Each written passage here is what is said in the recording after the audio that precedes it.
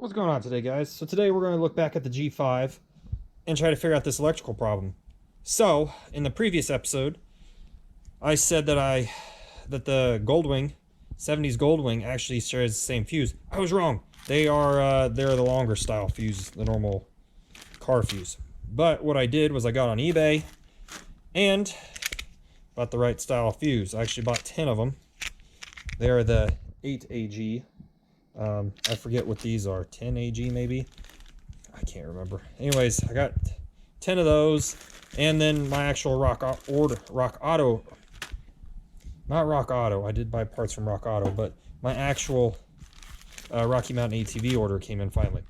So what else? The other thing I got was the actual sheathing for this. I didn't know what size it was. This is completely cracked and trashed. So I have some more sheathing. I think I have about 10 foot of a couple different sizes, so we'll see what we actually need there. But I kind of want to figure out why we're popping fuses. So I'm not going to be able to, maybe I can do this. So this is going to be a little tricky, but, because I don't have my tripod, I should have brought it. So checking this, when you flip the ignition on, it does short out. So now the real question is, where is it shorting out at? Good thing I got a wiring schematic. I'm going to pull the seat off and we'll kind of take a look at it. Here's kind of the reason I wanted to redo that. All of this wiring harness is just kind of trashed. I guess I shouldn't say trashed. It is just a giant mess. I'm not sure why this black wire here is jumpered. That goes to the condenser. Why they jumpered that in like that. And then back to the harness. That doesn't seem right. What is this? Black and white coming out. So, let's take a look here.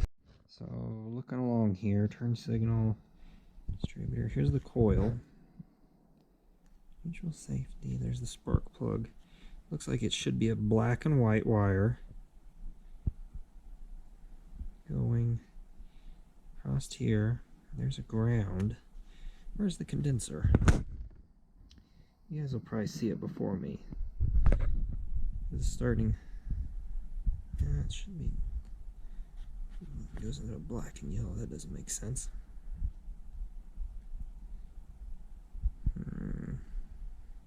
Should be a condenser around here somewhere, but it's looking like this black and white wire. It's got a yellow tagged into it from the down there. I'm really starting to think I'm going to have to tear this apart. What year is this for? It doesn't even say. Should be a condenser in there somewhere, and I'm guessing that might be it. Usually it says B. Is that black on brown? The condenser wire here is black. It's a solid black. It's not a good one. It does baffle me why there's two wires tagged together on that. Nope, that's not the condenser. It's the ground. You guys can't really see what I'm doing, but I can see what I'm doing, and that's what matters to me. Boy, someone has really got this all strung up around here. I'm beginning to think a lot of my issues are up here in this setup. Because this wire is strand. The coil wire goes to there. And it also has the condenser wire on it. I don't know that that is quite right. Coil. No, those should be separate. Alright, let me do some more digging here. So I've kind of narrowed down to where it actually is. It's actually on this harness here, because the second I set it together, my ohm meter goes off. Let's take this all back apart, and then I will double check with that. Looks like turn signal. If it was a Honda, these would be turn signal wires. But it's on this harness somewhere, whether it's just shorting out, which is the ignition switch. So figure out where it's causing me issues. I may be able to take it inside, then I can get this all, because this stuff is very stiff. So I'll continue on here. As you can hear, this is the only setup in the harness, and it is what is.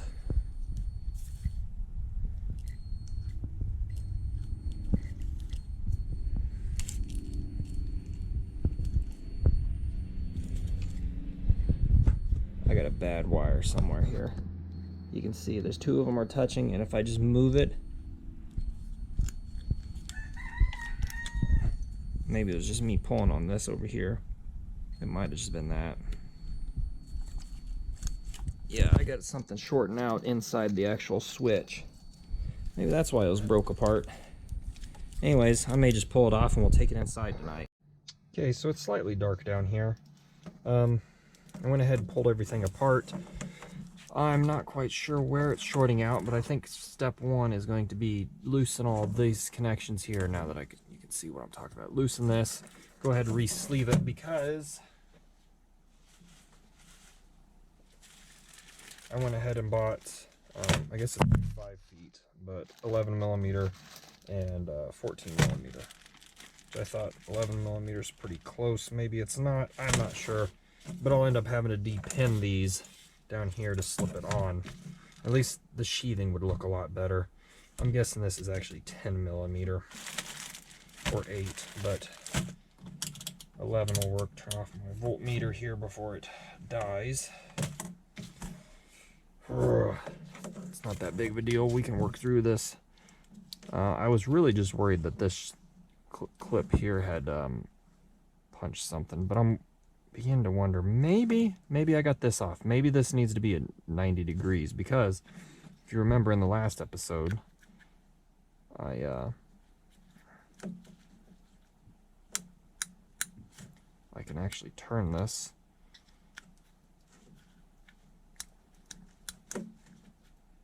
any number of ways. So I'm beginning to wonder if I got this backwards.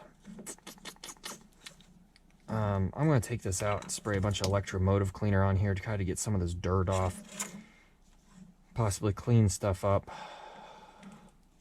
And then I may just go re-plug it in tomorrow as this. Set it like this, check and see if it still goes off. I need to get my actual test leads that have alligator clips on it, but I'm not sure where I can put them to be exact. So that's a fun one. Thought I had them around here somewhere, but I'm not seeing them. Those are not them. Those are some test leads, but yeah.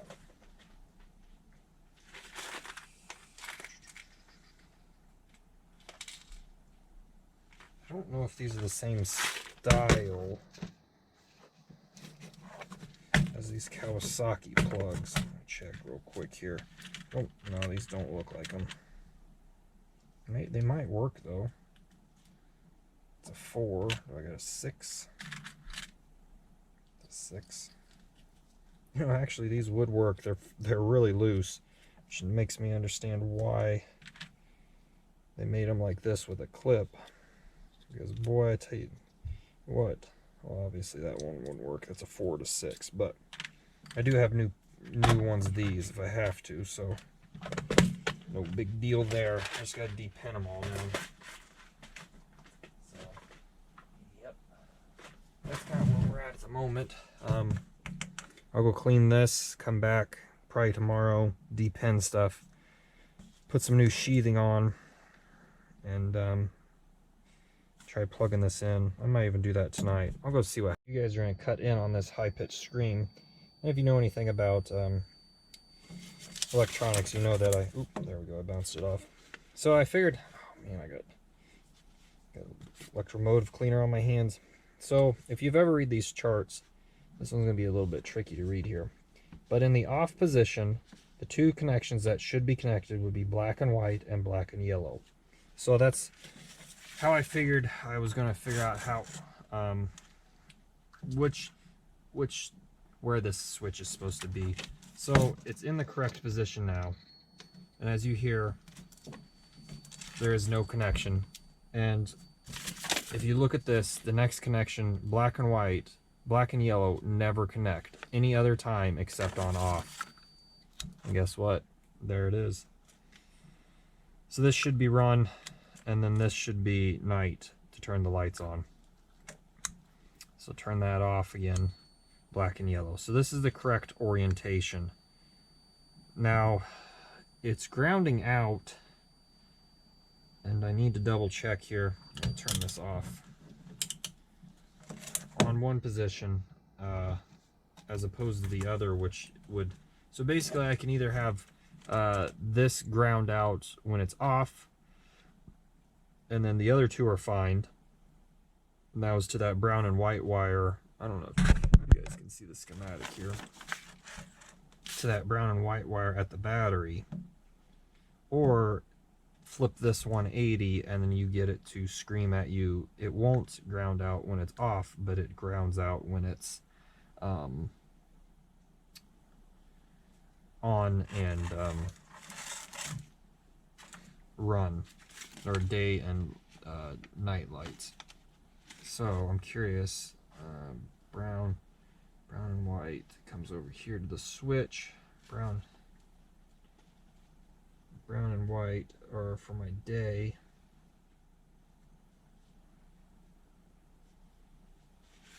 So where would it be shorting out here? Brown and white comes in here. White. I guess I really should just go plug it back in. See where we're at now. White comes from the battery.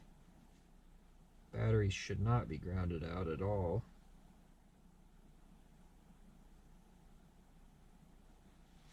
I kind of wonder if I got something wrong in the switch. I guess really I could go take it back out there and see if this position is any better.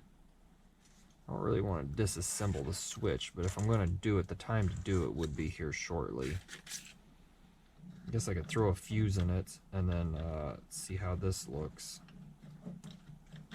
See if it'll pop the fuse at this position or not.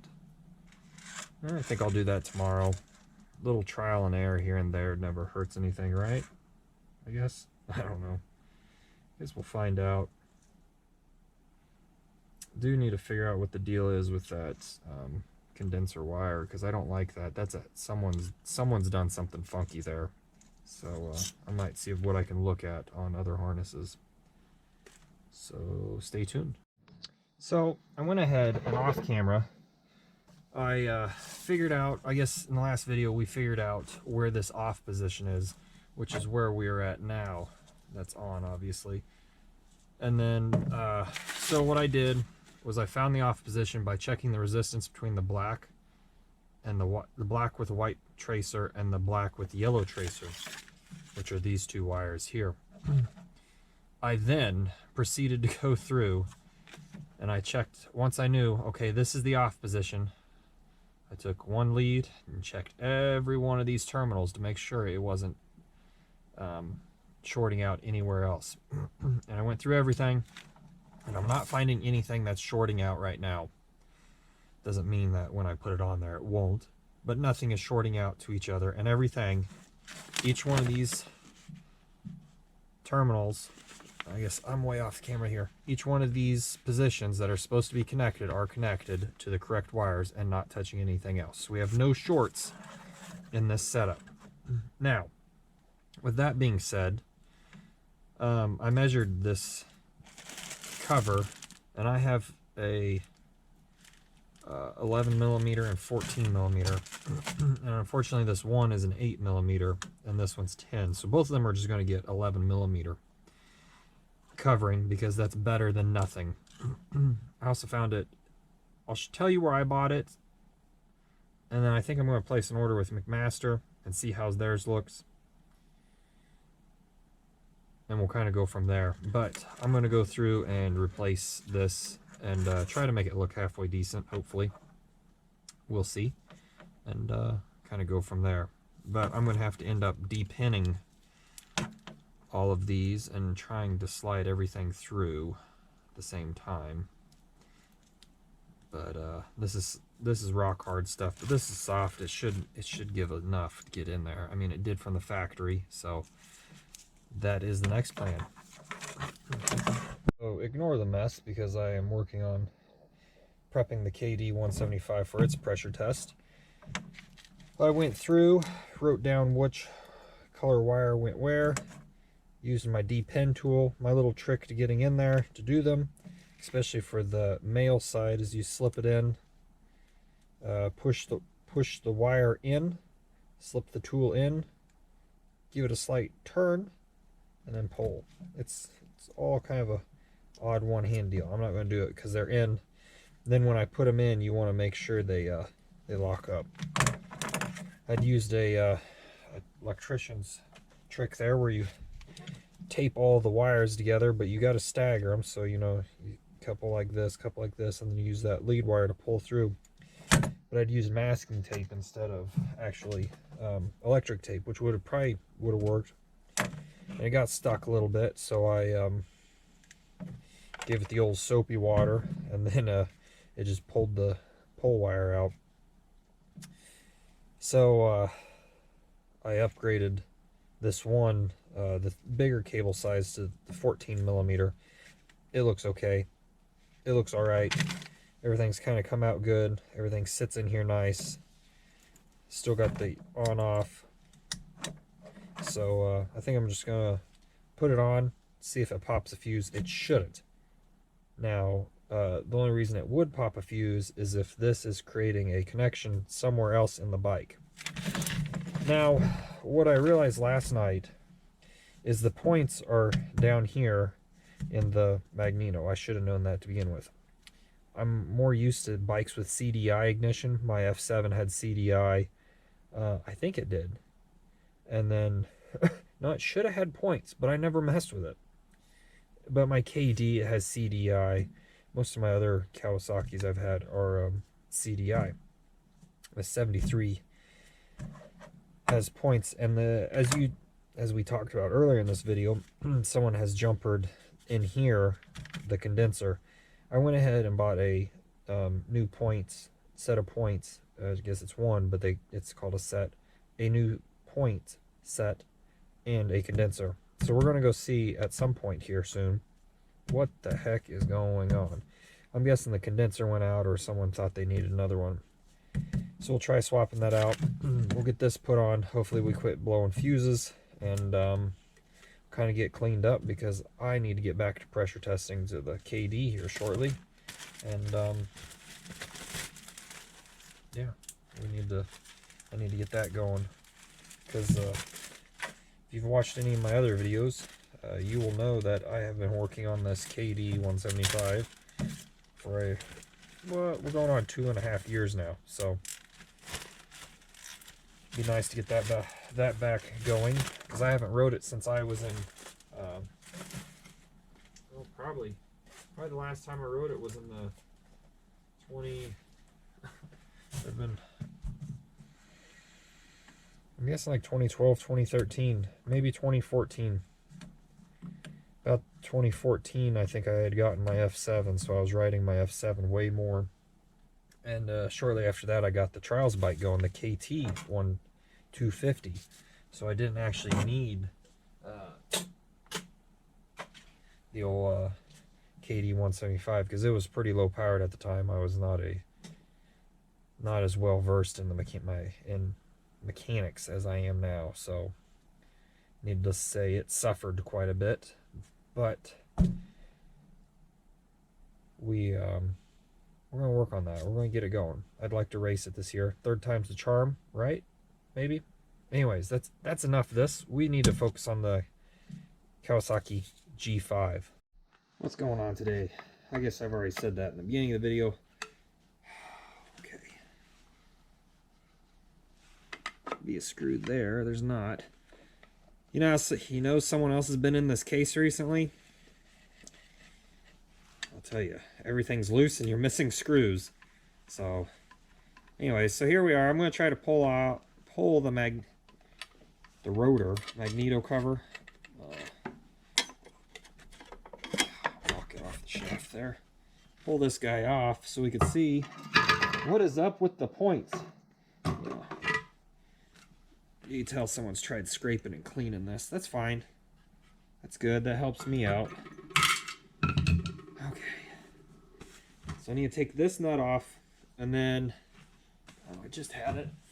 Put it in my pocket. Here it is. I had to buy one off Amazon. It is a doesn't even say on it. Gee, Christmas. Should be like a 23 millimeter by 1. I could be wrong on that. I'll have to double check. This is at the time that I'll post it in there. Yeah, it should thread in. Hopefully. It looks kind of clean. It looks like someone's been in there. Ooh, hopefully it's not all jacked up. Not ready to find out though. So, we're going to need metric sockets. Grab a big wrench, ratchet. Try this one. That's good. Bigger one, we'll try a different one.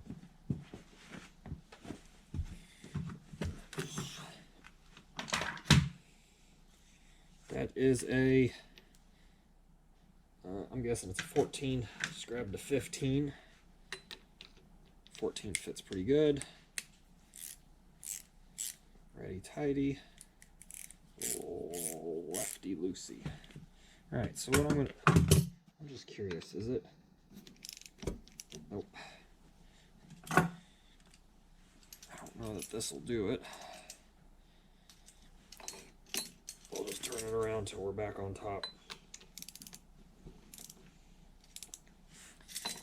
Okay.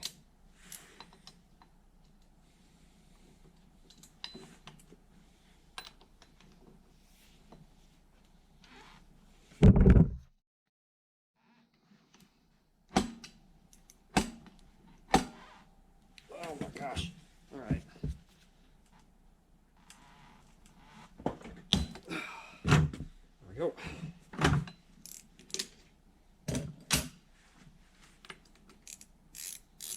Take this off.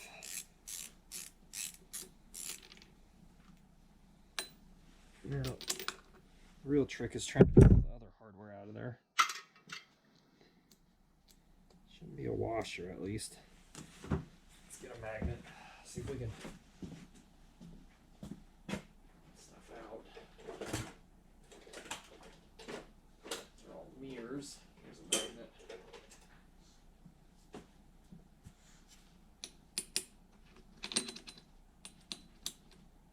Okay, that's out. Sometimes there's a washer down there.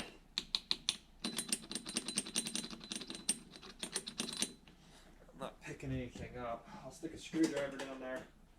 We will see.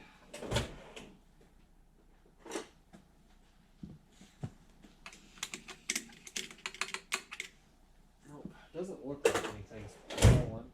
Get a flashlight and we'll double check.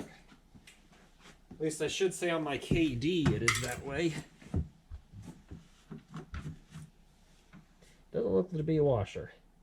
Doesn't have a keyway. Alright, so let's try threading this end.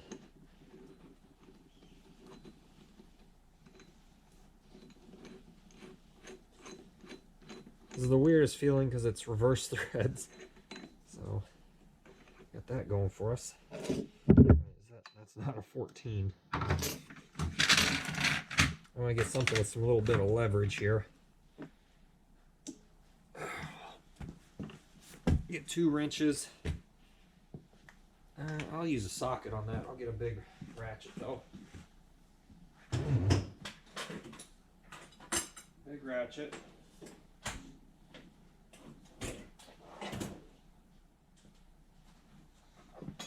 What size metric is that?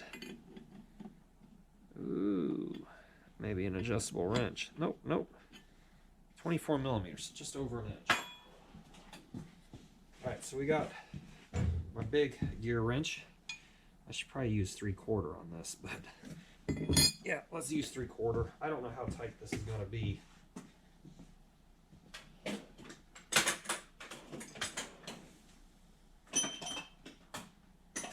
Craftsman. Anybody want to take a guess as to what size it is? I'm going to guess 18. It's probably 17. 17.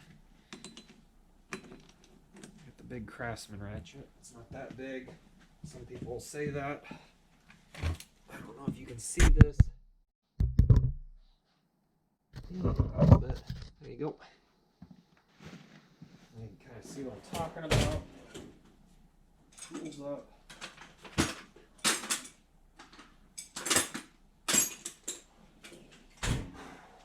Alright. I will mention it is 34 degrees. We had 9.5 inches of snow the previous Saturday. There we go. Humidity is, I bet, at 90%. It is very foggy, drizzly out there. We had a very heavy frost this morning. I imagine it's what the UK looks like right now. Scotland, you know, you always see in the TV shows, it's misty and chilly. That's what I assume it is. 34 degrees Fahrenheit, I will add. Alright, we got that off. Where's our little key? It's still in there. It's staying in there. It doesn't want to come out. That's probably been the easiest one I've ever taken off. Okay, let's look at this. We got a condenser here. Black and blue wires. I'm not sure what I'm supposed to... I know what I'm supposed to be looking at here. Points don't look half bad. They actually look brand new. Question is, why is there a condenser up north on there? Up here on the bike. Oh, let's get a flashlight. About ready to flip this motorcycle on its side so I can just look down on it. It's got these wonky front forks. They have no oil in them, I don't think. Okay. Oh, I'm gonna have to get new batteries for this thing, I think. Alright, what do we got going on here, Kawasaki? Looks like the wires are soldered to it and then crimped. Up and around there to the coils. So I decided to dive into here a little bit, and as I'm uncoiling the wires, all the plastic sheathing is snapping. It makes me wonder, why is this blue? That seems very odd to me. It's almost as if it's corroded and it's kind of leaking out.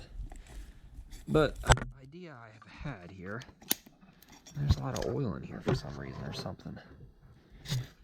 An idea I had was to undo this group of wires, resheath it, and then slide it back in. Just to make my life a hair easier. I'm just trying to figure out what goes where at this point.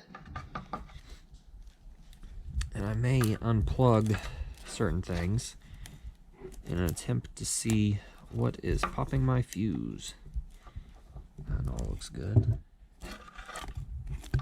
It's interesting, there's some sort of liquid in here that had gotten in here.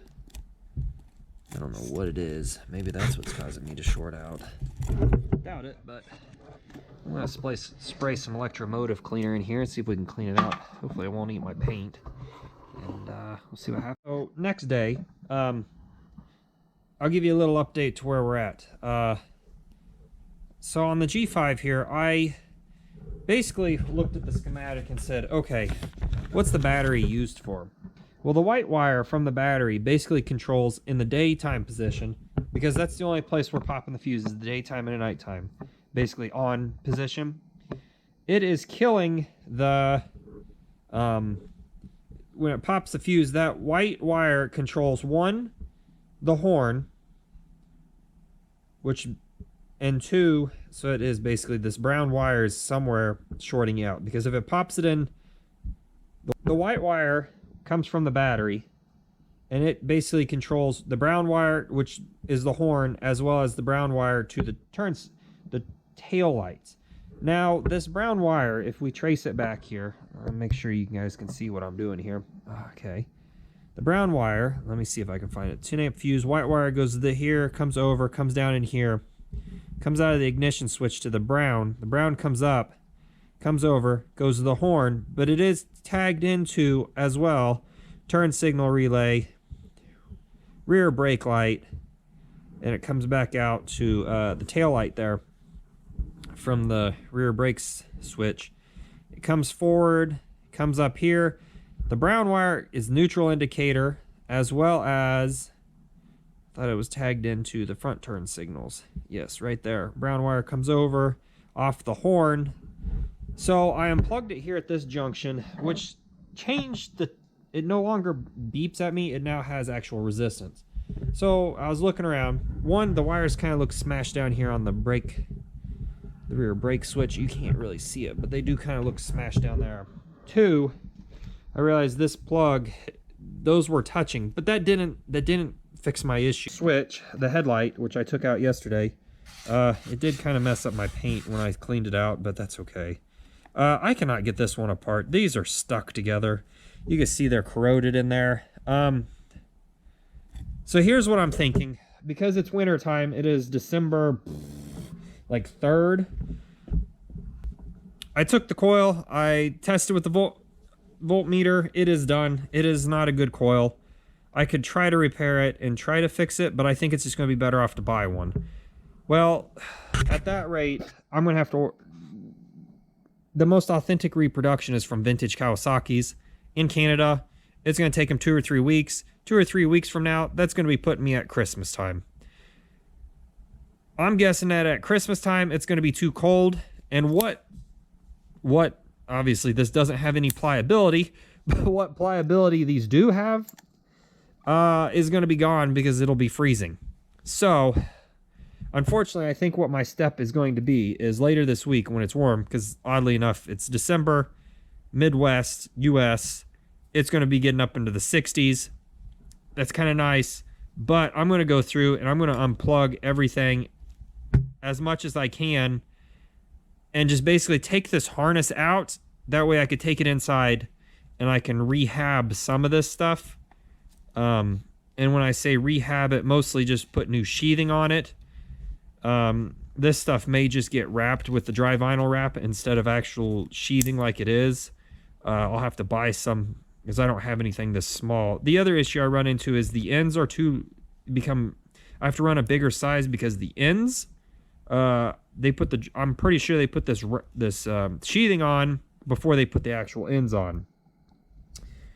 I'm not going to clip ends to put new ends on when they got okay ends on. It's a different story if it's a bad end. If I pull it out or break it, then I will replace it, but not if that. So I still need to check the condenser because obviously they thought they had an issue with the condenser. So I'll have to do that at some point. I realize the chain is touching the swing arm, so that needs adjust. Not a big deal. That's completely different. I just want to get this bike running. It'd be nice to get it cleaned up. There's a lot of gunk in there, chain oil, whatnot. But at the same time, I need to get it running before I can have any fun with it. So, not sure if I'm going to end the video here. I don't know where I'm at and how long it is. I've been putting out a lot of long videos lately, and I hate to do that because some people don't like to sit around and watch them. But this may become a 2-part video, and if it is, then thanks for watching. I'll update you as the process goes with this bad boy. Trying to get these 2 Kawasaki's running this winter. Just so I can have fun with one and actually race the other Kawasaki, my KD 175. With that being said, thanks for watching. Stay tuned for more. I will have more updates as we go. I bought front shocks for the KD 175 as well as the rubbers for it. I still need to work on my Suzuki. Need to figure out the oil pump, the oil tank situation. I'll probably start in on that next weekend. And I got some other miscellaneous projects that I'm working on that I will continue on. But for now, thanks for watching. Stay tuned for more. And thanks again.